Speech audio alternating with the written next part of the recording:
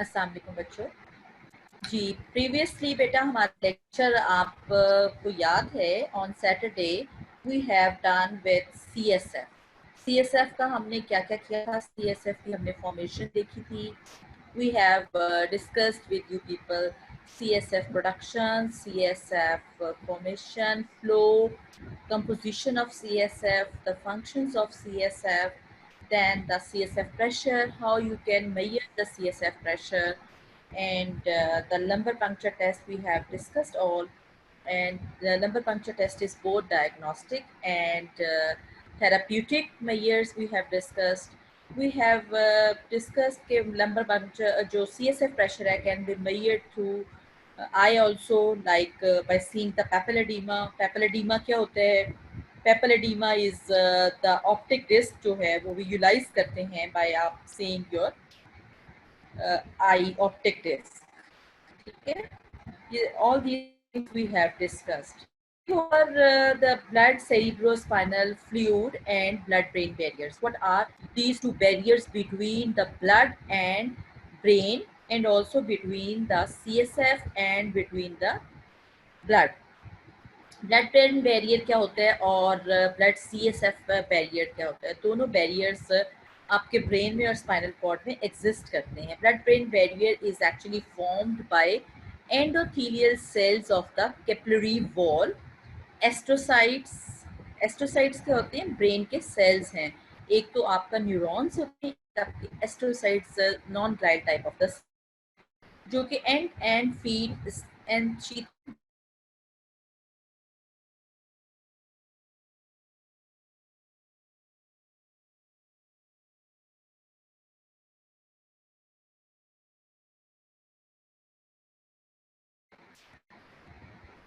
जी sorry बच्चों, थोड़ा net issue हो गया था. जी we were discussing about the blood brain barrier and blood cerebrospinal fluid barrier. The blood brain barrier is formed by the endothelial cells of the capillary wall and the astrocytes and the end feeds and sheathing the capillary, and the pericytes which are embedded in the capillary basement membrane.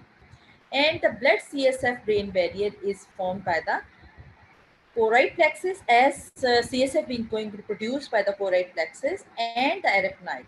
This barrier is formed by the tight junctions between the opposing surfaces of the choroid plexus and the epithelial cells that cover the choroid plexus. I will show you the picture. This is the blood CSF barrier and this is blood brain barrier. Again, this picture is not given in guidance, so you can take a picture of this slide. कि इसमें जो blood brain barrier होता है उसमें interstitial fluid है जो कि form कर रहा है by the astrocytes and the capillary endothelium of this blood vessels. ठीक है, और इधर होगा आपका ब्रेन टिश्यू. सिमिलरली अगर आप ब्लड CSF बैरियर देखें तो that is going to be formed by tight junctions of these choroid plexus, and these are the endothelial and fenestrated blood vessels or the choroid capillaries which are lying beneath this, and here it is the CSF is present over here.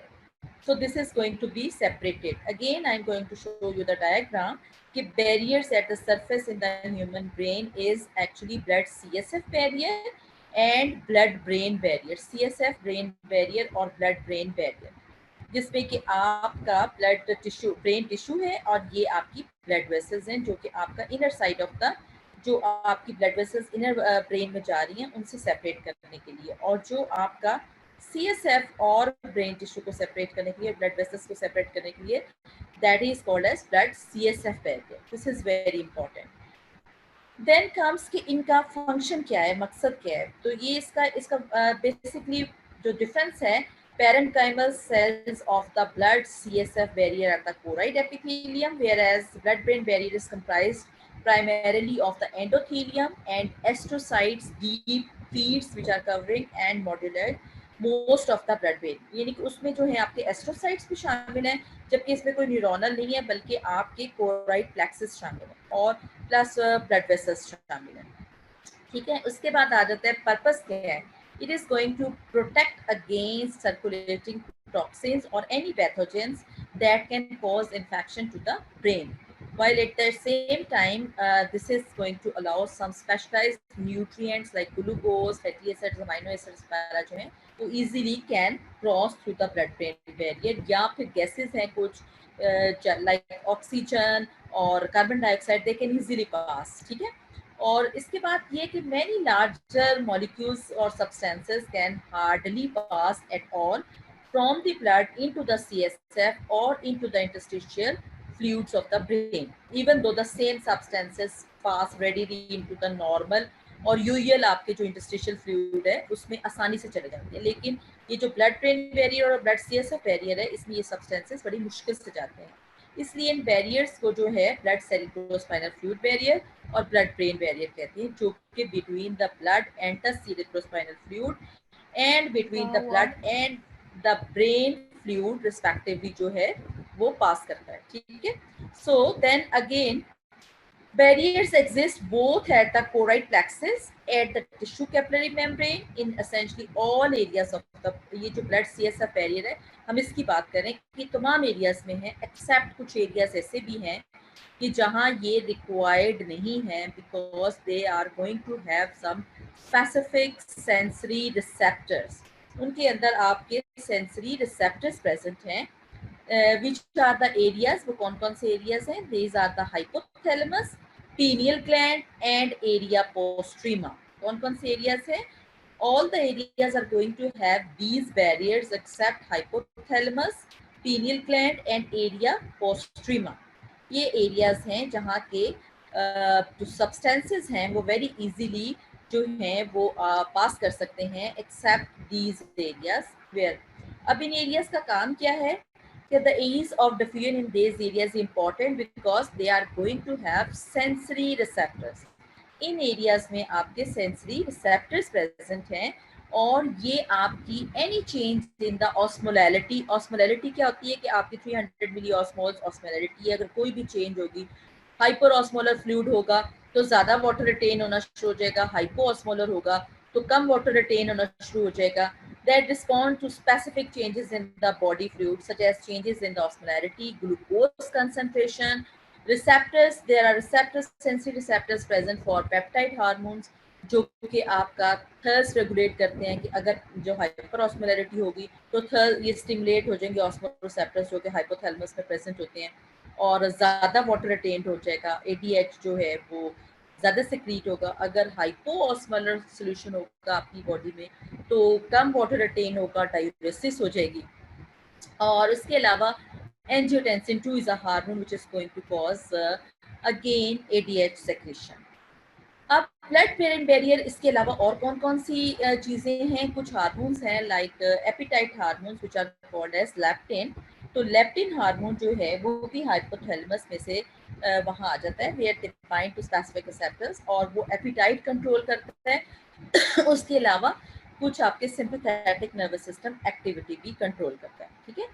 So these are the hormones which are going to be controlled and these are the changes which are going to be controlled where they are lacking the blood-brain barrier and blood CSF barrier. कौन कौन से areas पे? Hypothalamus, pineal gland and area postrema, ठीक है। ये areas हैं जहाँ के ये सारी चीज़ें अफेक्ट होती हैं। अब ये जो जनरली वो कहते हैं कि ये जो ब्लड ब्रेन बैरियर है और ब्लड सीएसएफ बैरियर है, they are permeable to water, carbon dioxide, oxygen and most lipid soluble substances such as alcohol and anesthetics, and slightly permeable to electrolytes which are like जो है sodium, chloride and potassium, and impermeable to plasma proteins and most lipid large soluble organic molecules and likely bicarbonates जो हैं उनके लिए ये जो है ये आपका जो है इम्परमिएबल हैं और जो totally impermeable to plasma proteins and larger organic molecules और highly permeable to carbon dioxide, water and oxygen and lipid soluble substances. और जो ब्लड ब्रेन बैरियर है और ब्लड सीएसएफ बैरियर है, दे आर समटाइम्स कुछ जो प्रोटीन एंटीबॉडीज होती हैं या नॉन लिपिड सॉल्युबल ड्रग्स होती हैं, ये इनका जो प्रॉपर कंसंट्रेशन है इसी वजह से very difficult to reach at the concentration level, इस कंसंट्रेशन लेवल तक कि वो ना अफेक्ट कर सकें, ये बहुत मुश्किल होता है कि वो पहुंच सकें। This is actually your due to the presence of tight junctions in between this blood brain barrier. ये इस वजह से कि आपका जो टाइट जंक्शंस हैं उसकी वजह से this is very tough to reach at the therapeutic level. Non lipid soluble, क्योंकि पीछे आपको बताया कि ये जो है ये इम्परमिएबल हैं to larger organic solid molecules, protein molecules. इसीलिए अगर ड्रग्स आप सीएसएफ में देंगे भी तो ये जो है impossible concentration of therapeutic drugs जो है वो हो सकता है। अब अगर जो है सीएसएफ हमने सैटरडे को भी डिस्कस किया था कि sometimes there will be obstruction to the cerebral spinal fluid. तो ऑब्स्ट्रक्शन की वजह से, ऑब्स्ट्रक्शन किस वजह से हो सकती है, या तो डिजीज जो है ब्रेन के अंदर है या फिर सीएसएफ फ्लूइड के अंदर जो है कोई प्रॉब्लम है उसकी प्रोडक्शन में। तो दैट इज मीन्स के excess water is in the cranial wall. CSF की प्रोडक्शन बहुत ज़्यादा हो गई है या कोई ऑब्स्ट्रक्शन हो गई है जिसकी वजह से एक डिजीज प्रोड्यूस हो गई है। Specially this disease is present with in the neonates और बच्चों में, that is hydrocephalus. Hydrocephalus is can be of two types, that is communicating hydrocephalus or non-communicating hydrocephalus. जो आपका communicating hydrocephalus जो बच्चों में होता है उसमें जो fluid है वो ज़्यादा produced हो गया है तो वो readily can pass from the ventricular system into the subarachnoid space. Whereas in non-communicated there can be some ventricular blockage जिसकी वजह से नॉन कम्युनिकेटिंग का एज अ नेम शो कि कोई कम्युनिकेशन नहीं है। कम्युनिकेशन का मतलब है कि सीएसएफ ज़्यादा आ गया है और लेकिन कम्युनिकेशन तो है लेकिन सीएसएफ बहुत ज़्यादा है। तो जो नॉन कम्युनिकेटिंग है उसमें there will be some blockage in the ventricle. और यूजुअल केसेस जो होती हैं वो नॉन कम्युनिकेटिंग टाइप होते हैं जिसमें कि ब्लॉकेज हो जाती है सिल्वियन डक्ट में। अगर आपको याद हो तो सिल्वियन डक्ट जो है, एक्वीडक्ट ऑफ द सिल्वियस जो है, उसका कनेक्शन कहाँ था, थर्ड से फोर्थ वेंट्रिकल में, जो कि ब्रेन स्टेम के अंदर से पास कर रही थी। और ये किस वजह से होता है, रिजल्टिंग फ्रॉम एट्रीजिया और closure before birth in the many babies और from blockage by the brain tumour at any as.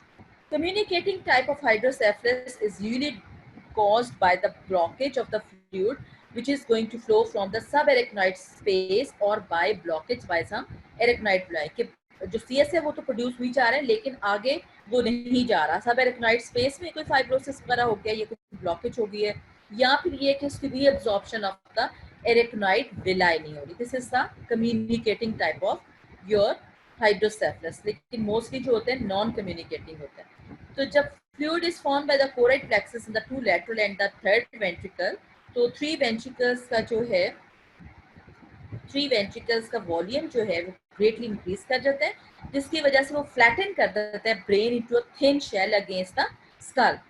In neonates, increased pressure also causes the whole head to swell because the skull bones have not yet been fused.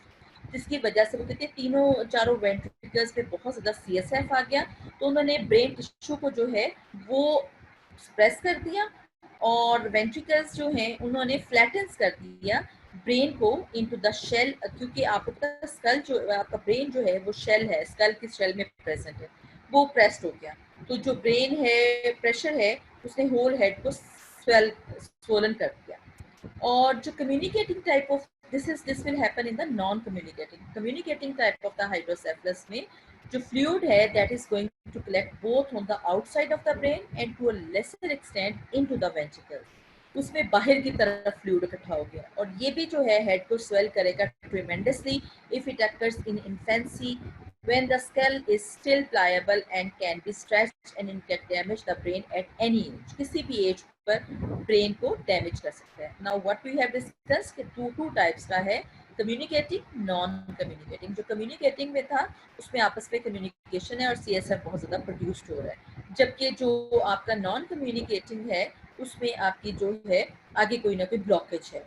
अब ये this is the condition which is going to happen जिसमें कि brain जो है या head जो baby का है that has been enlarged to an great extent जिसकी वजह से वो जो ब्रेन टिश्यूज़ हैं वो डैमेज होने का बहुत ज़्यादा ख़तरा है।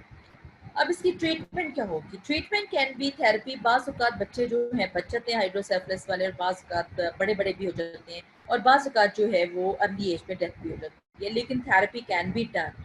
Surgical placement of a silicone tube, shunt pass करते हैं कि इसका कोई रास्ता निकाल दें कि जितना भी एक्स्ट्रा सेलुलर फ्लूइड जो एक्स्ट्रा प्रोड्यूस्ड हो गया आपके उसके बच्चे के ब्रेन में, उसको वहाँ से वेंट्रिकल से पेरिटोनियल कैविटी में एक्स्ट्रा फ्लूइड ड्रेन कर दें और वहाँ से वो रीअब्सॉर्ब होके अगेन ब्लड में एंटर हो जाए. This is the treatment which can be seen in the pictures also. The shunt system to drain the spinal fluid from the ventricles into the peritoneal cavity. This is again the entry into the cranium from the cranium into the peritoneal cavity. Okay? This is the again your fluid which is going to be reabsorbed. Then again comes two types of brain. हमने CSF के functions से, this is about the hydrocephalus, communicating, non-communicating type. Then one function we have discussed previously, cushioning effect. अब ये cushioning effect जो है, that can be also explained. There can be some injuries of the brain.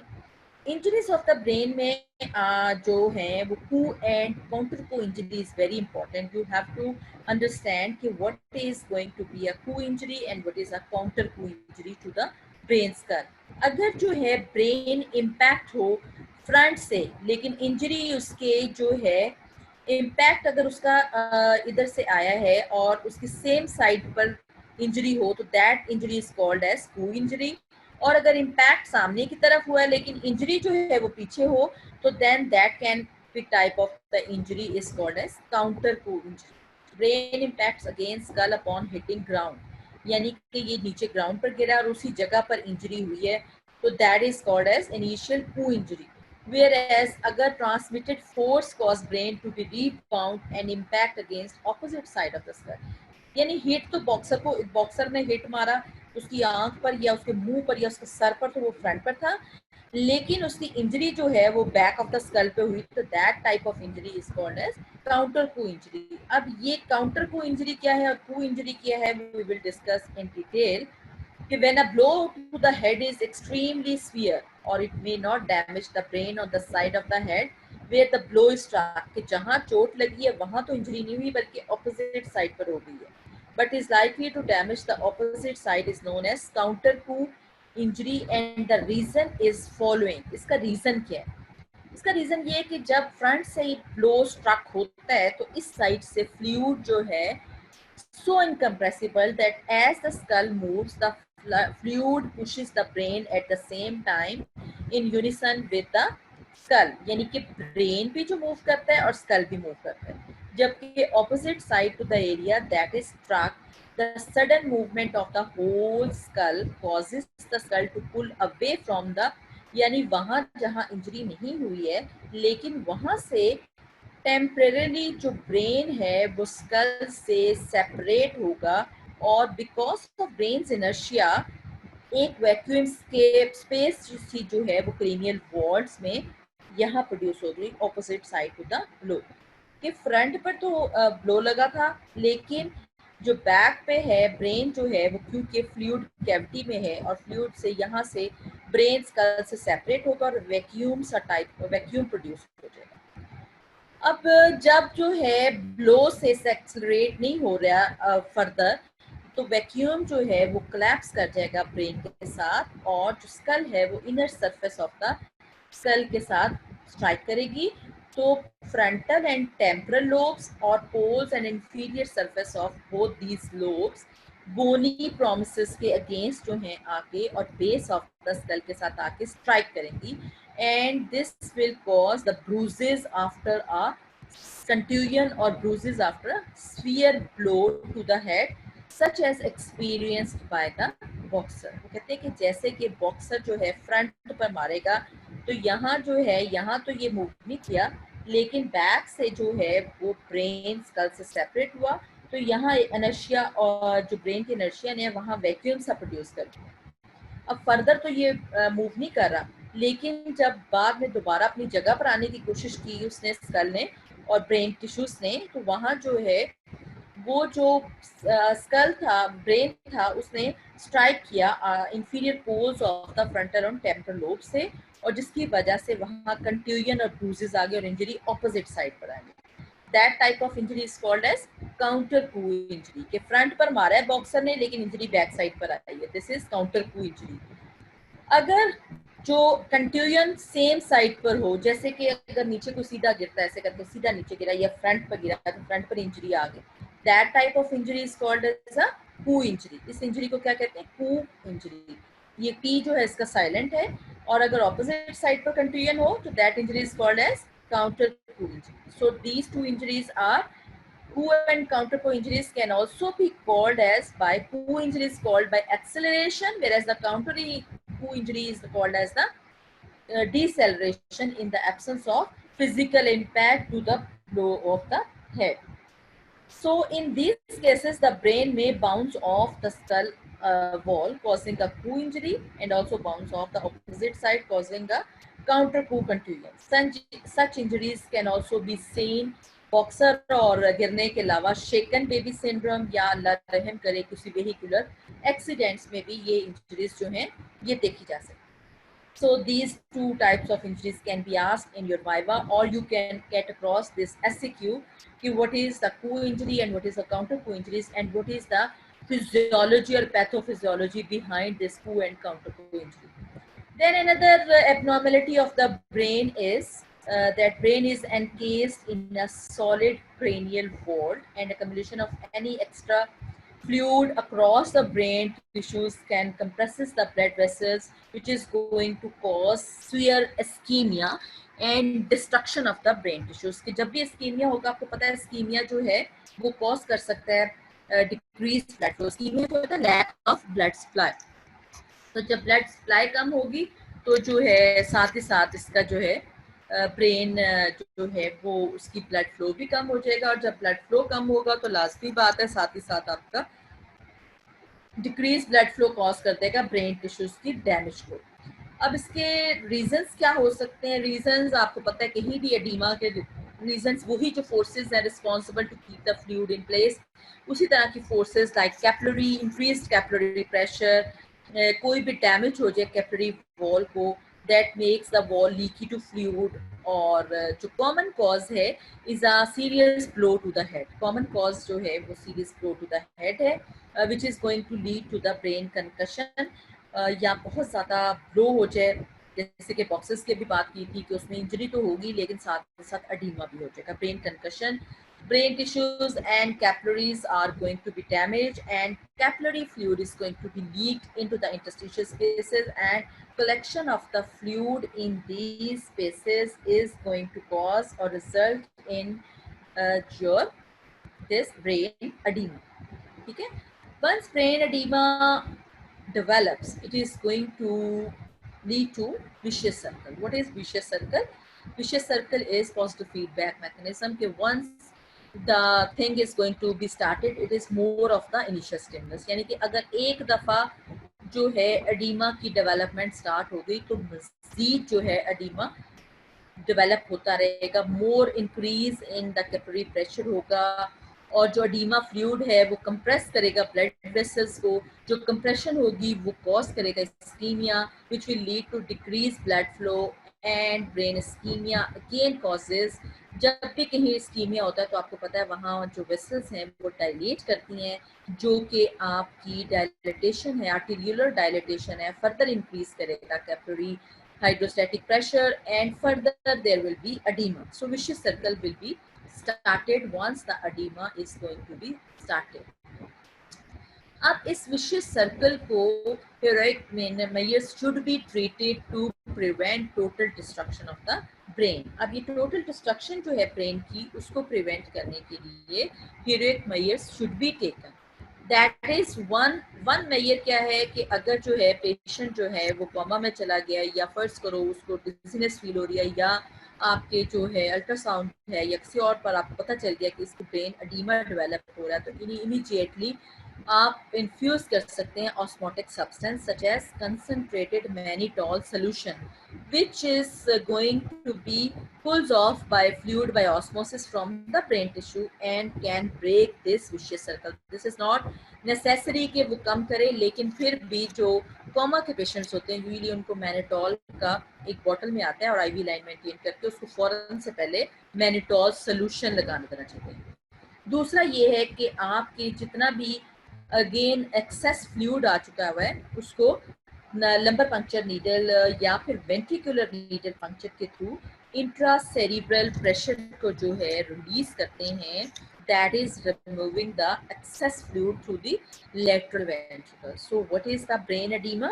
Collection of the extra fluid within the brain tissue which is going to compress the brain vessels, which will lead to again further deterioration of the brain tissue, and again the vicious circle is going to be started, and vicious circle can be broken down by heroic measures. What are the heroic measures? IV line maintained should be done through the menthol solution, yeah, removal of the extra fluid, that is by means of ventricular needle puncture. And what are the causes of this brain edema? Any injury to the capillary wall, or there can be increased capillary hydrostatic pressure through your जो है कोई भी increase कर सकता है, brain tumour हो सकता है, ब्रेन स्ट्रोक हो सकता है, anything can lead to this brain oedema.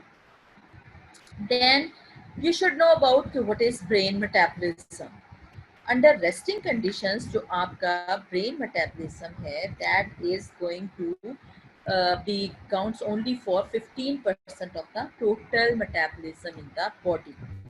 हालांकि जो है सिर्फ 2% टोटल बॉडी मास है ब्रेन का, लेकिन फिर भी देख लें इसका जो मेटाबॉलिज्म है, स्पेशली जब आप कोई ब्रेन की एक्टिविटीज कर रहे हैं, लाइक कुछ स्टडी कर रहे हैं और लाइक आप कोई और ब्रेन एक्टिविटी कर रहे हैं, कुछ स्किल सीख रहे हैं, कोई भी ब्रेन एक्टिविटी है जो उसमें कि ब्रेन में मेटाबॉलिज्म जो है वो फास्ट होता है, so this is only 2% of the total body mass, but brain metabolism per unit mass of the tissue is about 7.5 times the average metabolism in non-nervous tissue. जो non-nervous tissue है उसमें कम है metabolism, जबकि जो आपका brain है उसमें हालांकि उसका मास जो है जस्ट 2% है, लेकिन ये 7.5% है average metabolism in the non nervous tissue.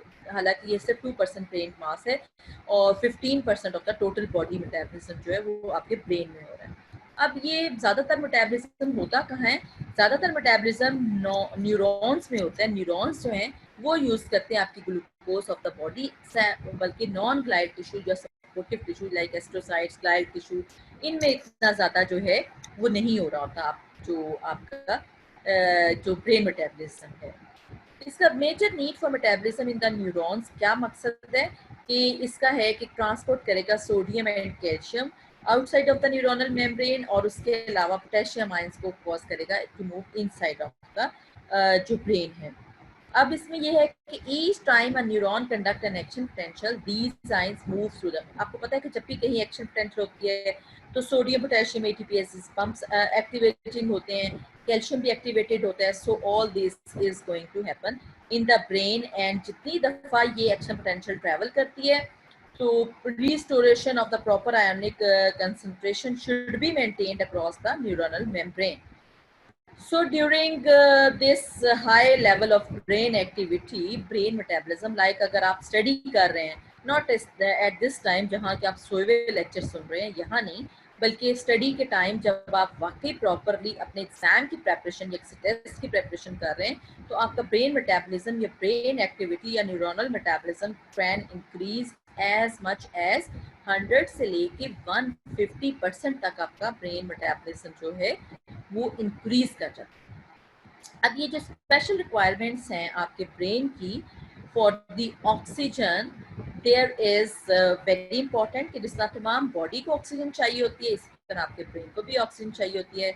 और ज़्यादातर आपकी जो नॉर्मल कंडीशंस हैं वहाँ ब्रेन को एनर्जी स्लाइड होती है बाय ग्लूकोज. अब ये एक वर्ड लिखा हुआ है, lack of significant anaerobic metabolism. This is very important to understand कि हमारे ब्रेन को भी ऑक्सीजन 24 आवर्स ऑक्सीजन रिक्वायर्ड है हमारे ब्रेन को भी, लेकिन जो हमारा ब्रेन है उसमें जो एनारोबिक मेटाबॉलिज्म है that is going to be lacking. इसीलिए हमारी बॉडी में most tissues of the bodies जो हैं they can live without oxygen for several minutes and some for as long as for 30 minutes. And because this time the tissue cells obtain their energy through anaerobic metabolism, which release energy by the partially breaking down of anaerobic metabolism। क्या होता है कि breakdown of glycogen या फिर glucose without combining these products with your oxygen। कि अगर oxygen की कमी भी हो गई है तो हमारी बॉडी के बाकी टिश्यूज 30 मिनट से उससे ज़्यादा भी या उससे कम जो हैं वो सरवाइव कर सकते हैं कि जब मेटाबॉलिज्म बॉडी में हो रहा है, ऑक्सीजन जो है वो नहीं भी प्रेजेंट, तो ये सारा कुछ हो रहा है और ये जो प्रोसेस हैं ये डिलीवर करेंगे energy, but at the expense of consuming ट्रेमेंडस amounts of glucose and glycogen. लेकिन ये जो प्रोसीजर है ये टिश्यूज को अलाइव रखेगा। But there is lack of anaerobic metabolism or brain is not capable of much anaerobic metabolism after sudden reduction of oxygen delivery. This is very important कि हमारा जो ब्रेन है वो जो है वो इसकी ऑक्सीजन की डेफिशिएंसी हुई है तो एनाएरोबिक मेटाबॉलिज्म जो है वो नहीं कैरी ऑन कर सकेगा। And this is the reason के high metabolic rate of the neurons, most neuronal activity depend on second to second or second by second delivery of oxygen from the blood। इसीलिए होता है कि हमारा जो brain है putting all this factors together हम समझ सकते हैं कि हमारा जो ब्रेन है अगर फौरी इसको ब्लड फ्लो ब्लॉक करेंगे तो ऑक्सीजन भी ब्लॉकेज हो जाएगी। अगर ऑक्सीजन की ब्लॉकेज होगी तो हमारे न्यूरॉन्स जो हैं they are not capable of withstand with anaerobic metabolism, so total lack of oxygen in the blood can cause unconsciousness only within 5 to 10 seconds।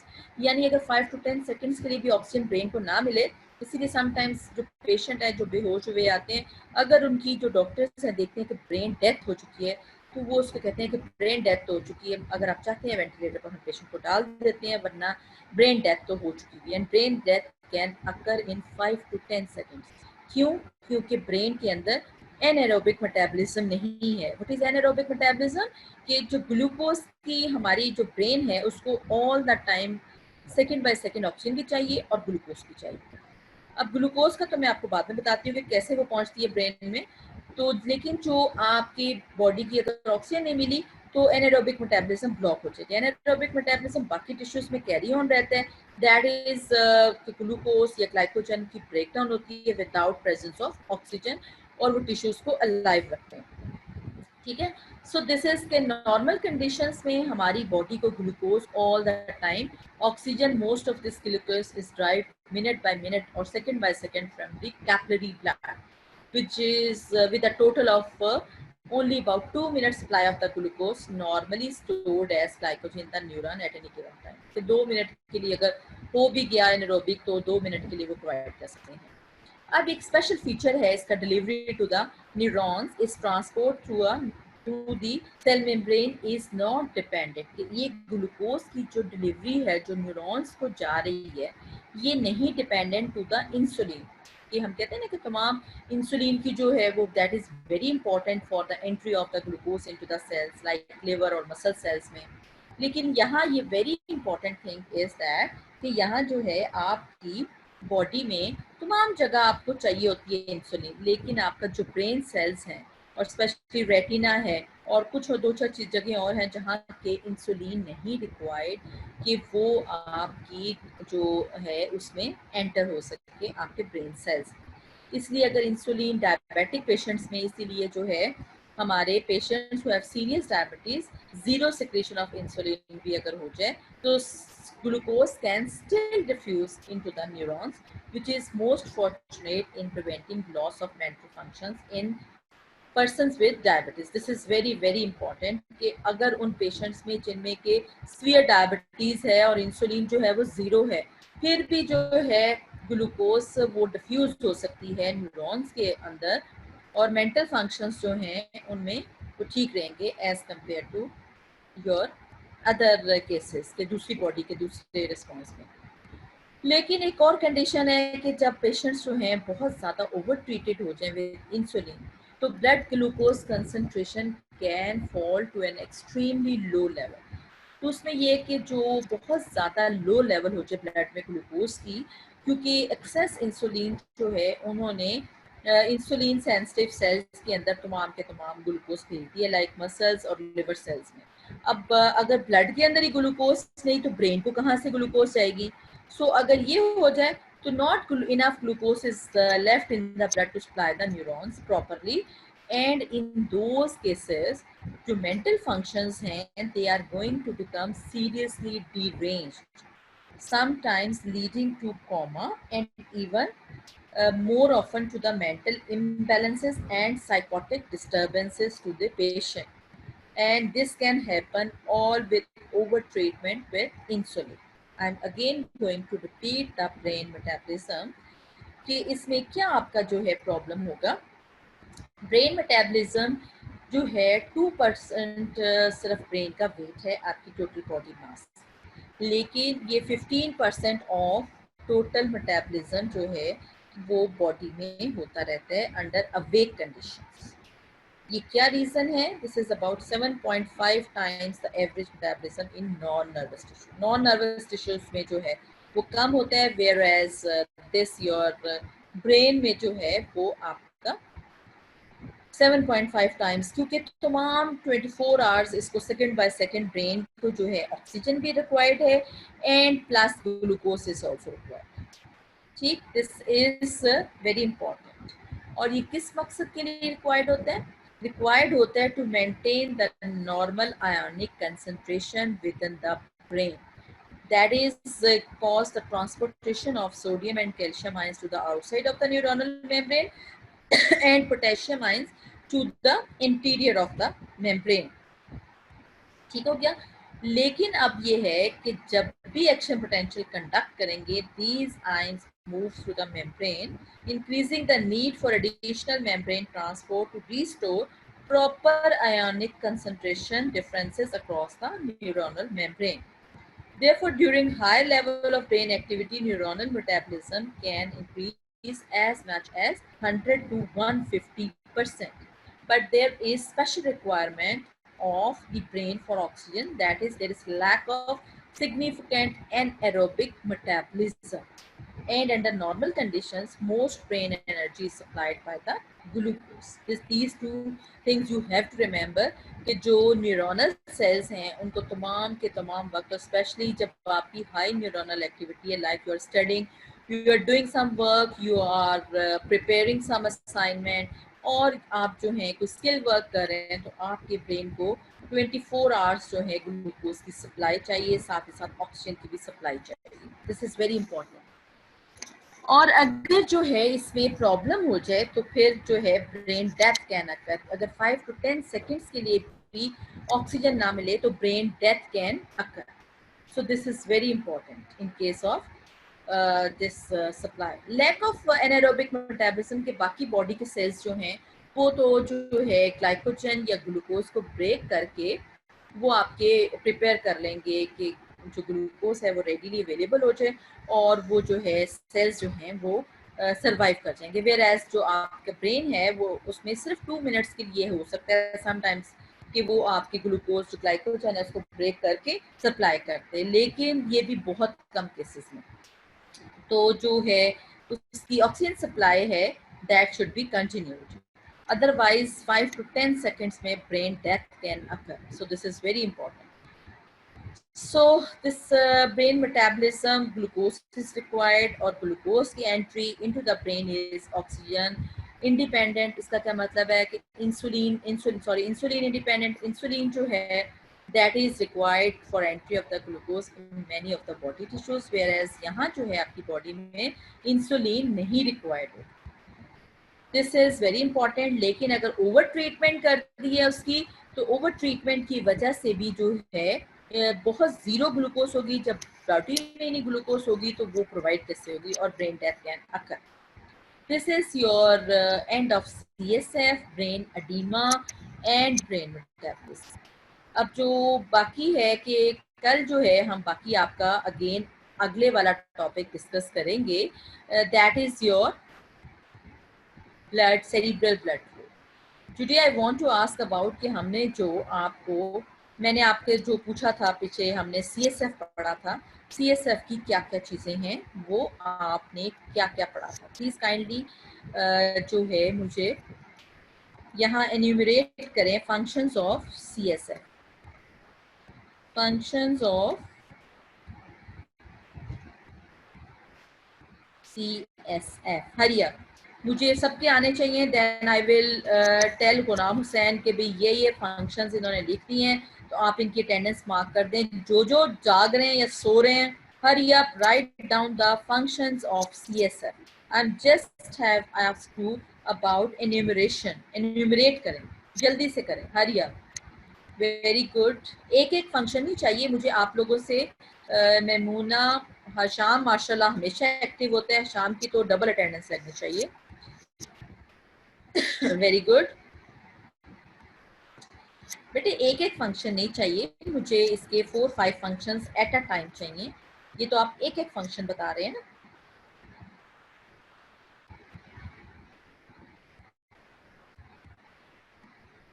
एक एक फंक्शन नहीं चाहिए बेटे मुझे, इसके 5-6 फंक्शन चाहिए। You have given prevention of ischemia, nutrition और cushioning effect, buoyancy function, very good. Amna Shoaib ने बहुत अच्छा फंक्शन लिखा।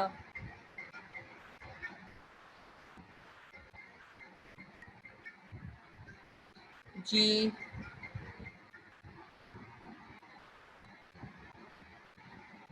और क्या फंक्शंस होंगे बेटे? Very good. Pathway for maintain homeostasis, good. Homeostasis में अब सबसे ज्यादा इंपॉर्टेंट क्या चीज होती है बच्चों? Nourishes the CNS, chemical stability. Homeostasis में क्या वो प्रोवाइड करते थे, किस चीज की?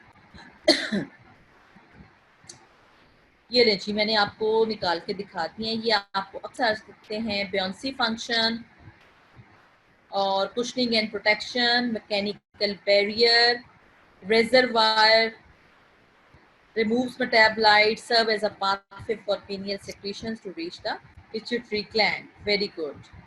जी अव्वल निसार जो हैं इन्होंने सारे फंक्शंस बहुत अच्छी तरह लिखे हैं। Nutrition, prevent ischemia, buoyancy, chemical stability, good. ठीक है जी। अब अगर आप मुझे इसका आंसर दें, हाउ द प्रेशर। अच्छा जी, अब आपने लिखना है कि how the CSF pressure can be measured।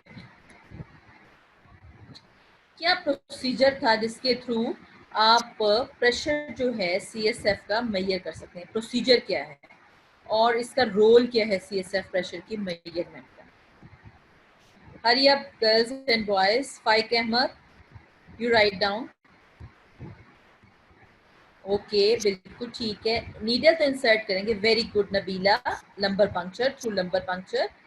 Is it through therapeutic और डायग्नोस्टिक? जी वेरी इंपॉर्टेंट, दोनों है बेटे, not therapeutic only. Yes both. Hasham, very good. Hasham lecture बहुत अच्छे सुनता है, वेरी गुड। जब इंशाल्लाह कॉलेज खुल जाएंगे तो हशाम को मैंने अप्रिशिएट करके क्लैपिंग करवानी है, because all the time he is listening the lectures. Okay ठीक है, बोथ है, थेराप्यूटिक भी है, और C3 C4 में जो है नीडल इंसर्ट करनी है आपने, और उसके बाद आपने उसका CSF का प्रेशर करना है और मेजर करना है। अच्छा, इसकी कंपोजिशन क्या थी CSF की, अगर आपको याद है? इसमें सिर्फ एक मुझे पॉइंट बता दें, कंपोजिशन ऑफ CSF। कंपोजिशन में आपका क्या इंपॉर्टेंट पॉइंट याद करें कि क्या था, क्या चीज? सोडियम पोटेशियम तो थे, लेकिन सोडियम पोटेशियम, सोडियम कितना था? इक्वल था। ये आपने लिखने जरूर है, लेकिन आपने साथ लिखना है कि सोडियम इक्वल था। क्या चीज ज्यादा थी इसमें CSF में आपकी? ठीक है, पोटेशियम लो था। क्या चीज ज्यादा थी, कौन सा आयन ज्यादा था? सोडियम के साथ एक और आयन अंदर गया था जो कि थोड़ा सा ज्यादा था। Yes very good, very good Hasham. Chloride ion. सिर्फ मुझे लगता है क्लास में हशाम लेक्चर सुन रहा है, बाकी सब सोए हुए हैं जी। Anybody else? और क्या चीज होती है इसमें? कौन सी सोडियम के साथ हमेशा एक और कौन सी चीज अंदर जाती होती है? Good, good Nabeela. जी Maimoona, very good. Maimoona has written bicarbonate water, very good, शाबाश। So these are the osmotic pressure, ठीक है, बिल्कुल सही है। Okay, now comes today's lecture. तो आप टुडेज लेक्चर में I want to ask about hydrocephalus. What is that hydrocephalus, और कितनी टाइप्स का हाइड्रोसेफलस होता है? ठीक है, हाइड्रोसेफलस क्या होता है और कितनी टाइप्स का होता है, अगर आपको याद रहे तो। हाइड्रोसेफलस के बारे में मैंने आपको कल भी बताया था, किस वजह से होता है, एब्नॉर्मलिटी क्या होती है? जी, hurry up girls and boys, hurry up, शाबाश। अपने नोट्स बेशक देख लो, मुझे बिल्कुल ठीक है शाम। वाटर इन द ब्रेन, लेकिन ब्रेन में वाटर किसकी वजह से है? बिल्कुल ठीक है, लेकिन किसकी वजह से है? अगर आप वाटर की बात करेंगे तो ये बेटे जो वाटर होता है एक्चुअली एडिमा होता है। अगर हम CSF कहें तो दैट इज मोर गुड। इसकी डेफिनेशन में हाइड्रोसेफलस में हम CSF की बात करेंगे। बिल्कुल ठीक है हशाम एंड फाइक अहमद, शाबाश ईमान। ईमान ने बताया जी, ईमान भी जाग गई हैं। Roll number 65, communicating and non communicating, very good, शाबाश। ठीक है, अब इसकी ट्रीटमेंट क्या थी? ट्रीटमेंट,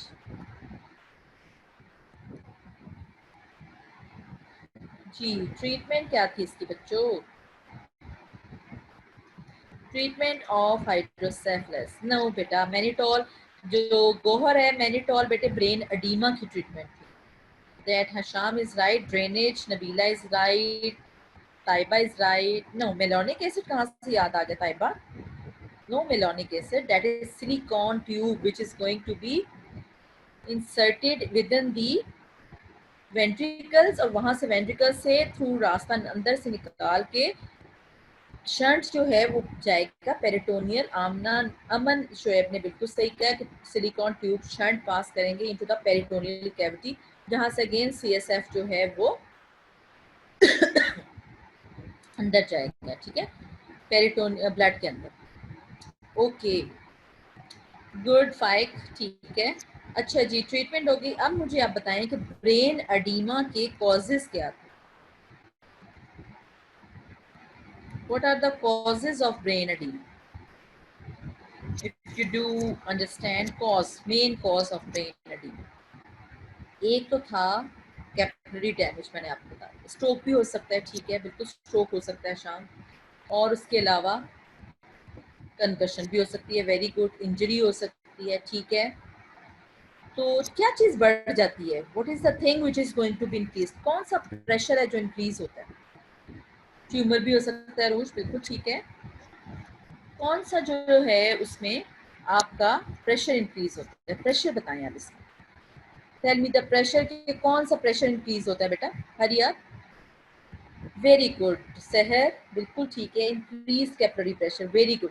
कैपिलरीज के अंदर जब भी समझो कि हाइड्रोस्टैटिक प्रेशर इंक्रीज हो जाएगा ना, तो पानी को वो ज्यादा से ज्यादा अंदर इंटरस्टिशियल स्पेसेस में वो आपका जो है कलेक्शन करना शुरू कर देगी। क्रेनियल प्रेशर भी आप कह सकते हैं, कैपिलरी प्रेशर, ठीक है, गुड। और डैमेज कहाँ हुआ था? कैपिलरीज में भी अगर डैमेज हो गया, ब्रेन कैपिलरीज डैमेज होगी, तो वहां से भी फ्लूइड लीकेज हो जाती है। गुड, वेरी गुड, शाबाश। अब ब्रेन मेटाबॉलिज्म का एक पॉइंट बता दें कि ब्रेन मेटाबॉलिज्म में क्या चीज लैक करती है जिसकी वजह से जो है ये प्रॉब्लम ज्यादा आ जाती है? कौन सी एक सी चीज है जो कि brain metabolism which thing is lacking? कौन सा मेटाबॉलिज्म है, कौन सी चीज है जिसकी वजह से 5 to 8 सेकंड में वो कहते हैं अगर ऑक्सीजन ना मिले ब्रेन को तो ब्रेन डेथ हो सकती है, या ग्लूकोज ना मिले तो ब्रेन डेथ हो सकती है? ये मैं आपको छोटे छोटे वाइवा क्वेश्चन से एक तरह से आपके तैयार हो रहे हैं। कौन सी ऐसी चीज है ब्रेन मेटाबॉलिज्म में जो कि लैक कर रही है? This very good Nabeela, very good, anaerobic metabolism. Nabeela is also very weak, माशाल्लाह, गुड नबीला। अब मुझे अब आप लोगों ने बताना है, ये क्वेश्चन आंसर्स का सेशन तो हो गया है। तो जो अब आप मुझे बताएं, anything you don't understand today's lecture, I am going to repeat that. मैं उसको रिपीट कर देती हूँ, 5 मिनट्स अभी हमारे पास हैं। जी प्लीज टेल मी, अगर आपको सारा समझ आ गया तब भी आप लोग लिख दो, और अगर कोई चीज आपको अंडरस्टैंड नहीं की तो you are you should write down. Tomorrow will be the last lecture of this chapter, chapter number 62. आप गाइडेंस से रीड करो. ये सारी स्लाइड्स, जो कुछ स्लाइड्स नहीं थी, कुछ इसमें स्लाइड्स हैं जो कि एक्स्ट्रा हैं, and these are taken from not from Guyton but other books. तो वो मैंने आपको, जैसे ये स्लाइड जो आपको शेयर हुई है आपकी स्क्रीन में, that is not actually given in your guidance, so you can see this slide in guidance also. तो ये जो है आपको इसमें ये आपने पढ़ना है दरअसल, ठीक है. एनीथिंग यू डोंट अंडरस्टैंड, आपको समझ आ गया lecture? All of you please right it down over here. बता दें मुझे कि अगर कोई प्रॉब्लम है, ताकि मैं उसको again I am going to. जी ओके ठीक है. ताइबा ने तो बता दिया है, बाकी बच्चे सो गए हैं दोबारा से.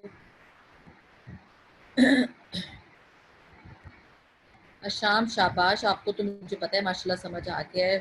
सहर ने भी बता दिया है, ठीक है. थैंक यू बेटे फाइक, थैंक यू.